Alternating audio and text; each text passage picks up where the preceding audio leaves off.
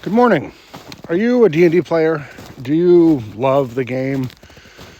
Do you find yourself sitting there in combat sometimes going, is it my turn yet? Who's going? What's going on? One of the reasons for that is, I guess, the lack of an unalive spiral. If I'm understanding TikTok correctly, that's what I'm supposed to say. In games that have an unalive spiral, that means that as you take damage, you become less effective. You can't move as much. You can't hurt people as much. You feel your options dwindling. And you might say, why is that any fun? Well, because think about it. If you found that happening to you, what would you do? Would you stand there and keep fighting? Probably not, right? But with 5 hit points, you're just as effective as with 50 hit points.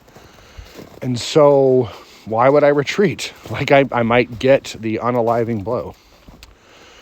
But when you're playing a game where suddenly you're less effective and suddenly you're more vulnerable, when you are in trouble, you run.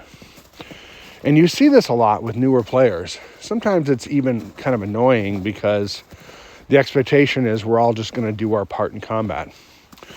But with newer players, they're like, oh my God, I just got hit for half my hit points. I have to get the hell out of here. And the more experienced players might roll their eyes and say, no, you're fine. Nothing's really happening to you yet. Well, you'll be okay. But if you have a system where there is an unaliving spiral, you become less effective and you become worried and you take different actions and you take different choices and the game feels real and the game feels scary.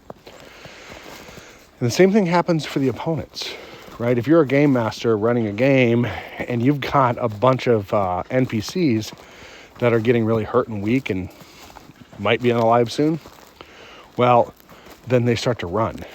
And then the game starts to feel like real life. And it starts to feel like bad things can happen. And everyone becomes more engaged. So some people get nervous with the unaliving spiral.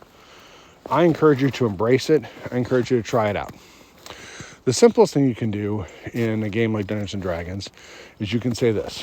When you're at half hit points or below, which was called Bloodied in D&D 4th edition, you have disadvantage on everything you do.